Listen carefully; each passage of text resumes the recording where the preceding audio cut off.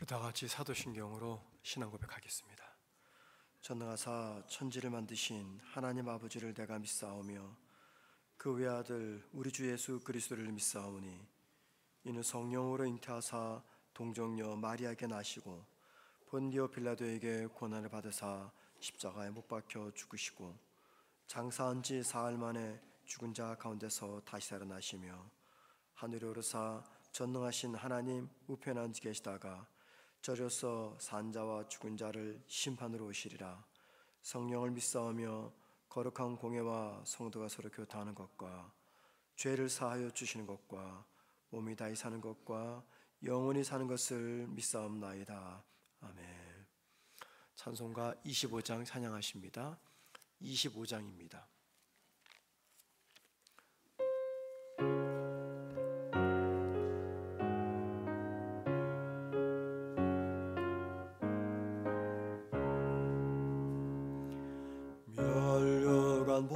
서서 주 앞에 드리세 저 천사 기쁜 노래가 온 땅에 퍼지니 내 혼아 깨어서 주 찬송하여라.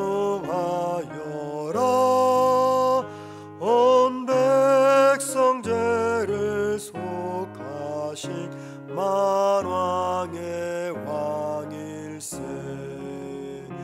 면류관 벗어서 주 앞에 드리세 그 손과 몸의 상처가 영광 중 빛나네. 하늘의 천사도 그 영광 보고서 고난의 신비 알고자 늘 음모하도다. 면류관 벗어서 주 앞에 드리세 온 세상 전쟁 그치고 참 평화 오겠네. 주 보좌 앞에서 온 백성 엎드려 그 한량 없는 영광을 늘 찬송합니다.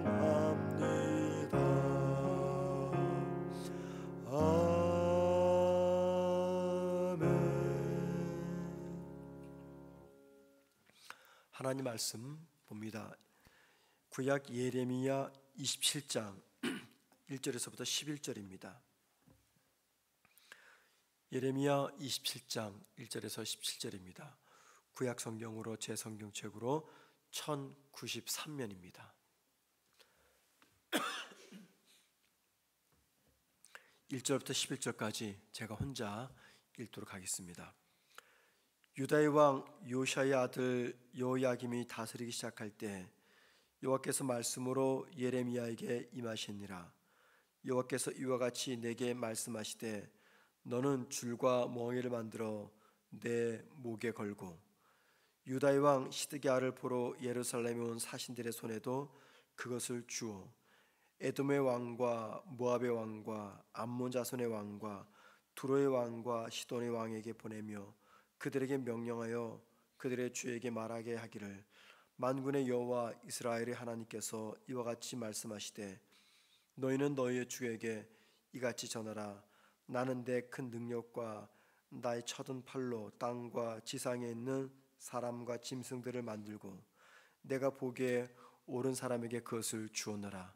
이제 내가 이 모든 땅을 내 종 바벨론의 왕 느부갓네살의 손에 주고 또 들짐승들을 그에게 주어서 섬기게 하였나니 모든 나라가 그와 그의 아들과 손자를 그 땅에 기한이 이르기까지 섬기리라. 또한 많은 나라들과 큰 왕들이 그 자신을 섬기리라. 여호와의 말씀이니라. 바벨론의 왕 느부갓네살을 섬기지 아니하며 그 목으로 바벨론의 왕의 멍에를 매지 아니하는 백성과 나라는 내가 그들이 멸망하기까지 칼과 기근과 전염병으로 그 민족을 벌하리라. 너희는 너희 선지자나 복술가나 꿈꾸는 자나 술사나 요술사가 이르기를 너희가 바벨론의 왕을 섬기게 되지 아니하리라 하여도 너희는 듣지 말라. 그들은 너희에게 거짓을 예언하여 너희가 너희 땅에서 멀리 떠나게 하며 또 내가 너희를 몰아내게 하며 너희를 멸망하게 하느니라. 그러나 그 목으로 바벨론의 왕의 멍에를 머고 그를 섬기는 나라는 내가 그들을 그 땅에 머물러 밭을 갈며 거기서 살게 하리라 하셨다 하라. 여호와의 말씀이니라 하시니라. 아멘. 오늘 1절 말씀 보면은요, 여호와의 말씀이, 즉 하나님의 말씀이 당시 유다의 왕이었던 여호야김에게 임했다라고 말합니다. 그런데 3절에서는요, 예레미야가 여호야김 때 하나님께 받은 말씀을 전하지 않고 오히려 시드기야 왕 때 하나님께 받은 말씀을 전했다라고 말합니다. 1절에서는 여호야김 때라고 말하고 3절에서는 여호야김이 아니라 시드기야를 언급을 합니다. 본문을 읽다 보면은 이게 왜 그럴까 궁금증이 생깁니다. 여러 가지 이유가 있는데요. 오늘 새벽 예배 설교 관점이 그 이유를 설명하는 것이 아니기 때문에 또 시간이 많이 걸리기 때문에 그냥 생략하도록 합니다. 단지 중요한 것은 이겁니다. 여호야김 때나 시드기야 시대나 중요한 것은 하나님의 말씀이 예레미야에게 임했다라는 겁니다. 하나님의 말씀이 예레미야에게 임했습니다. 3절을 보면은요, 유다의 왕이었던 시드기야뿐만이 아니라 이스라엘의 주변 국가였던 에돔과 모압, 암몬과 두로와 시도의 5나라 왕들에 등장합니다. 3절 말씀은 이걸 강조하기 위해서죠. 유다의 왕 시드기야와 함께 이 5나라 왕들이 함께 모여 바벨론의 반역을 도모하고 있었다라는 것을 보여줍니다. 어떻게 하냐면 1절부터 11절까지 쭉 보게 되면 이런 이야기의 흐름이 진행되고 있기 때문입니다.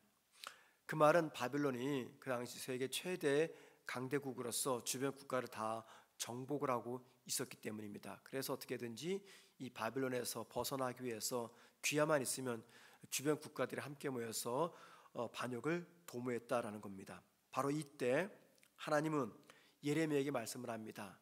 나무 멍에를 만들어서 시드기야 왕과 동맹을 맺으러 왔던 이 5나라 사절단에게 보내서 그들 왕에게 전달하도록 하라고 말씀을 합니다. 그리고 그들에게 하나님께서 주신 예언의 말씀도 함께 전하라라고 말합니다. 그 예언이란, 하나님께 주신 예언이란 하나님이 모든 나라들을 바벨론의 느부갓네살 왕의 손에 넘겼으니까 모든 민족이 이 바벨론이 주는 멍에를 매게 될 것이다 라는 말씀이죠. 즉 바벨론의 압제와 지배를 당하게 될 것이다 라는 예언을 하나님께서 예레미야를 통해서 전해주고 있습니다. 그리고 오늘 본문 8절 말씀 보면은요, 하나님은 바벨론에 대항하는 나라에게는 재앙을 내려서라도 바벨론의 왕의 손에 의해서 망하게 될 것이다 라고 하는 말씀도 주십니다. 그리고 9절과 10절에서는 바벨론을 막을 수 있다고 말하는 거짓 선지자들의 예언의 말을 믿지 말라 경고하십니다. 우리가 오늘 이 본문을 통해서 우리가 배울 수 있는 저 교훈이 크게 2가지가 있습니다. 첫째는요, 하나님의 주권을 우리가 오늘 본문을 통해서 보아야 됩니다. 즉 본문은 하나님의 주권을 강조하는 말씀입니다. 하나님은 예레미야에게 줄과 멍에를 만들어서 목에 걸고 유다와 5 국가들에게 보여주라 라고 말합니다. 이게 무슨 의미냐면요, 하나님께서 모든 나라와 민족을 다스리는 주권자임을 강조하는 상징적으로 보여주는 행위이자 말씀입니다. 하나님은 자신의 권능의 팔로 이 땅에 인간을 포함한 우주 만물을 창조하셨습니다. 그리고 당신의 주권과 섭리에 따라서 예레미야 때나 지금이나 이 세상을 다스리십니다.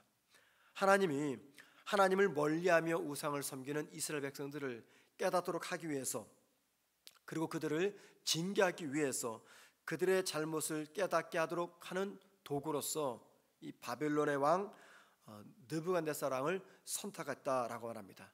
이것은 하나님의 주권에 속하는 일이다, 그 말이죠. 당시 이스라엘 종교 지도자들과 백성들은 하나님이 바벨론을 통해서 이스라엘, 즉 유다를 심판할 것이다 라고 하는 예레미야 선지자의 말을 듣지 않았고 믿지 않았고, 오히려 그렇게 예언하는 예레미야를 죽이려고 했습니다. 그 이유는 그들이 생각할 때 그 도무지 말이 안 되는 이야기이기 때문입니다. 어떻게 하나님이 당신이 선택하고 또 당신을 믿는 이스라엘 백성을 우상을 섬기는 이방 나라 바벨론의 손을 통해서 자기들이 심판하겠느냐라는 겁니다. 그래서 예레미야의 말을 믿지 않았습니다. 하나님의 주권을 그들이 인정하지 않았던 거죠. 하나님은 오늘 본문을 통해서 우리에게 알려주시는 것이 있습니다. 우리가 이해할 수 없는 방법과 환경 등을 통해서 우리를 향한 당신의 주권과 섭리를 이루신다는 것입니다. 우리의 바른 믿음의 자세가 무엇일까요? 우리의 삶에서 하나님이 당신의 주권과 섭리와 뜻을 따라서 일하고 계심을 인정하는 것입니다. 그리고 하나님의 뜻에 순종하는 자세를 가져야 한다는 겁니다. 오늘도 하나님은 저와 여러분의 삶 속에서 당신의 주권과 뜻을 성취하기 위해서 일하고 계십니다. 그리고 그 일을 진행하기 위해서 우리가 예상하지 못했던 환경과 방법을 동원하십니다. 이 문제에 관해서는 제가 이번 주일날 좀 더 깊이 있게 말씀드리도록 하겠습니다. 중요한 것은요, 우리는 우리의 삶에서 하나님이 당신의 주권과 섭리에 따라 일하시는 것을 깨닫고 인정하기 위해서는 영적으로 깨어 있어야 된다는 겁니다.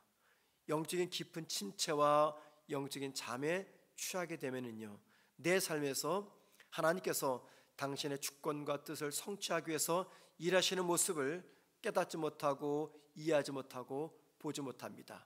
영적으로 잠들었기 때문입니다. 그렇기 때문에 저와 여러분이 영적으로 깨어 있으려면요, 더 정확히 말씀드리자면은 내 인생을 향하신 하나님의 주권과 섭리와 뜻을 깨닫고 이해하기 위해서는요, 영적으로 깨어 있어야 되는데, 그러려면 첫 번째, 하나님의 말씀에 대한 깊은 고민과 묵상과 말씀을 읽고 공부하는 자세가 필요합니다. 왜 그런지 아십니까? 하나님께서 우리의 삶에서 당신의 주권과 뜻에 따라 일하시는데 이게 하나님의 뜻인지 내 욕심인지 판단하고 분별하는 기준이 필요하지 않습니까? 그 기준이 바로 하나님의 말씀입니다. 성경은 하나님의 말씀이기 때문에 우리는 이 성경을 통해서 내 삶에서 일하시는 하나님의 주권과 뜻을 깨달을 수가 있습니다. 물론 성경은 저와 여러분에게 아침에 일어났을 때 뭐 동쪽으로 가라, 서쪽으로 가라, 점쟁이처럼 말하지는 않습니다. 하지만 성경을 통해서 내 삶에서 펼쳐지는 하나님의 뜻과 주권과 섭리를 깨닫고 파악할 수 있는 바른 기준점을 제시해 준다는 겁니다. 그리고 우리의 영의 눈을 밝혀주는 겁니다. 그래서 하나님의 주권과 뜻과 섭리를 올바로 이해하기 위해서는요, 하나님의 말씀에 대한 깊은 통찰력을 우리가 지녀야 됩니다. 그래야지 영적으로 깨어있을 수가 있게 됩니다. 동시에 두 번째, 깊은 기도가 필요합니다. 왜 기도가 필요할까요? 내 삶에서 펼쳐지는 다양한 순간순간 사건들이 하나님의 주권과 뜻인지를 성경을 통해서 묵상할 때 깊은 기도를 통해서 우리 마음속에 성령의 음성과 함께 나를 깨우치는 하나님의 인도를 받을 수가 있기 때문입니다. 그래서 말씀과 기도를 통해서 성령의 일하심을 우리가 느낄 수 있고 하나님의 주권을 우리가 파악할 수가 있게 되는 겁니다. 말씀과 기도를 통해서 우리가 영적으로 올바른 통찰력과 분별력을 지닐 수가 있습니다. 그래야지 내 인생을 향하신 하나님의 주권과 뜻과 섭리가 무엇인지 어떻게 성취되는지를 올바로 분별할 수가 있게 됩니다. 예레미야 당시 이스라엘 종교 지도자들은 바로 이런 면에서 영적으로 깊은 잠에 취하고 있었던 거죠. 자, 두 번째, 본문이 주는 교훈입니다. 하나님은 당신의 주권과 뜻과 섭리를 이루기 위해서 사용하지 못할 방법, 사용하지 못할 사람이 없다는 겁니다. 하나님은 당신의 뜻을 이루기 위해서 악인조차도 사용하십니다. 여러분 6절 말씀 보시면요, 하나님은 이 바벨론의 왕 느부갓네살왕을 내 종이다 라고 말합니다. 이게 얼마나 사랑스러운 표현입니까? 하나님이 아무에게나 내 종이라고 말합니까? 아브라함, 다윗, 모세 이런 사람들에게만 내 종이라고 말하잖아요. 그런데 6절 말씀 보면은 우상을 섬기는 이 바벨론 왕의 느부갓네살 왕에게서 내 종이다 라고 말씀하십니다. 그리고 8절 말씀 보면은요, 이 바벨론의 왕 느부갓네살을 섬기지 않으면 하나님이 칼과 기근과 전염병으로 그 나라를 벌하겠다라고 말합니다. 자, 이 말씀만 보면은요, 마치 하나님은 이스라엘보다 바벨론을 더 깊이 사랑하는 것처럼 보입니다. 여러분, 하나님이 진짜 사랑하시는 대상자가 누굽니까? 바벨론입니까? 이스라엘입니까? 이스라엘입니다. 그런데 왜 느부갓네살을 내 종이라 하시면서 이스라엘을 징계하는 도구로 사용하십니까? 하나님은 당신의 자녀인 이스라엘이 그들의 잘못을 깨닫고 돌이키도록 하기 위해서 일시적으로 사용하는 도구가 바로 바벨론이었습니다. 바울은 로마서 9장 17절에서 하나님이 당신의 뜻을 이루기 위해서 애굽에 바로 왕을 세웠고 그를 통해서 하나님의 능력을 세상에 보여주고 있다라고 말합니다. 그리고 우리는 하나님이 어떤 방법을 사용하시든지 그리고 어떤 사람을 사용하시든지 하나님께 따지거나 항변할 수 없다라고 예레미야는 말해주고 있습니다. 왜 그렇습니까? 이스라엘 백성이든 또는 바벨론의 느부갓네살이든 또는 애굽의 바로왕이든 이 세상의 나라와 왕과 그리고 사람들은 모두 하나님께서 창조하셨기 때문입니다. 이 말씀을 바울은 로마서 9장 21절에서 이렇게 말합니다. 토기장이가 진흙 한 덩이로 하나는 귀 있을 그릇을 하나는 천에 있을 그릇을 만들 권한이 없느냐. 하나님께서 악인이든 악인이든 의인이든 당신의 뜻을 이루기 위해서 사용하신다는 말씀을 들려주고 있는 것이죠. 하나님은 우리를 향한 당신의 뜻과 주권과 섭리를 성취하기 위해서 우리가 예상하지 못하는 방법과 우리의 생각을 초월한 방법과 사람들을 사용하신다는 사실을 기억해야 됩니다. 무엇 때문에요? 하나님의 주권과 뜻과 섭리를 기억하기 위해서입니다. 하나님은 우리 인생을 향하신 당신의 뜻과 주권을 이루시는데 반드시 사람들을 사용하신다는 겁니다. 우리가 이 부분에서 꼭 기억할 것이 있어요. 하나님의 주권과 섭리를 믿는 성도라고 한다면요, 모든 관계에서 신앙의 깨달음과 배움을 찾아야 한다는 겁니다. 모든 인간 관계에서 또 모든 삶의 환경 속에서 신앙의 깨달음과 배움을 찾아야 한다는 겁니다. 하나님은 다양한 사건과 사람을 통해서 나에게 깨달음을 그리고 교훈을 주십니다. 심지어는요, 나에게 적대적인 사람들조차도 또는 내가 최선을 다해서 피하고 싶은 힘든 상황조차도 하나님 나를 깨닫도록 하기 위해서 사용하실 수 있는 도구임을 기억해야 됩니다. 그리고 그들과의 관계를 통해서 그리고 그 일을 통해서 하나님의 뜻을 찾도록 노력을 해야 한다는 겁니다. 자, 이렇게 본다면 여러분 중요한 마지막 교훈이 있습니다. 내가 속한 가정, 일터, 다양한 모임, 교회 등 모든 것은요, 나의 배움의 현장이 된다는 것입니다. 어떤 배움의 현장입니까? 하나님의 뜻을 깨달을 수 있는 배움의 현장입니다. 그리고 나와 연결된 사람들, 심지어는요, 내가 알지 못하는 사람들조차도, 나와 적대적 관계에 있는 사람들조차도 나에게 삶과 신앙의 깨달음을 안겨다주는 나의 스승들이다라는 겁니다. 하나님은 때로 우리가 이해하기 어려운 방법을 통해서 일하시지만 그 모든 것들이 결국 우리를 죄로부터 멀게 하셔서 성숙하게 하기 위함이다라는 겁니다. 그러므로 어려운 상황이나 만나는 사람들을 통해서 하나님의 교훈을 우리가 깨닫고 배우려는 자세가 필요합니다. 하나님은 내 인생 속에서 당신의 주권을 성취하시는데 환경을 이용하십니다. 그리고 사람들을 이용하십니다. 오늘 한 날도 이 두 가지 방법을 통해서 하나님은 저와 여러분의 삶 속에서 하나님의 뜻이 이루어지도록 최선을 다해서 일하고 계실 겁니다. 그 하나님의 주권과 뜻을 믿음으로 수용하는 영적으로 깨어있는 저와 여러분 되기를 주의 이름으로 축원을 드립니다. 기도하겠습니다. 하나님, 오늘도 내 삶 속에서 당신의 뜻이 주권과 섭리가 이루어지기 위해서 부지런히 일하고 계심을 믿음의 눈으로 바라보고 깨닫게 하여 주옵소서.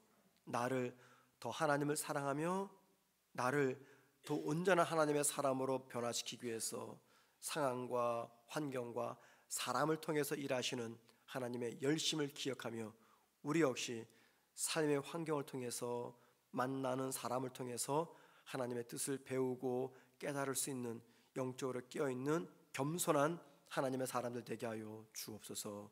오늘 하루도 흩어진 세상 곳곳에서 일하는 또 생활하는 우리 모든 성문교회 성도들을 기억하셔서 어느 곳에 있든지 하나님과 함께 동행하는 삶을 살아가게 도와주옵시고 인도네시아에서 하나님께서 보내신 귀한 뜻을 이루는 우리 단기 선교팀들을 건강하게 안전하게 지켜 주옵소서. 오늘 하루를 주님의 손에 우리의 삶을 부탁드리며 예수님의 이름으로 기도합니다. 아멘. 하늘에 계신 이름이 거룩히 여김을 받으시오며 나라 임하옵시며 뜻이 하늘에서 이룬 것 같이 땅에서도 이루어지리다. 오늘날 우리에게 일용할 양식을 주옵시고 우리가 우리에게 죄 지은 자를 사하여 준 것 같이 우리 죄를 사하여 주옵시고 우리를 시험에 들게 하지 마옵시고 다만 악에서 구하옵소서. 대개 나라와 권세와 영광이 아버지께 영원히 싸움나이다. 아멘. 함께 기도하십니다. 기도하실 제목은요, 어려운 상황에서도 하나님의 계획을 신뢰하며 인내하게 하옵소서. 기도하십시다. 두 번째, 오늘 수요 예배를 모이게 됩니다. 수요 예배 통해서 하나님의 은혜와 인도하심을 깨닫게 하옵소서. 기도하시고요. 세 번째, 인도네시아 단기 선교팀의 건강과 안정을 지켜주셔서 그들이 하는 사역을 통해서 그곳에 하나님의 일하심이 증거되게 하옵소서. 기도하신 다음에 자유롭게 개인 기도하시다가 돌아가시겠습니다. 기도하십니다.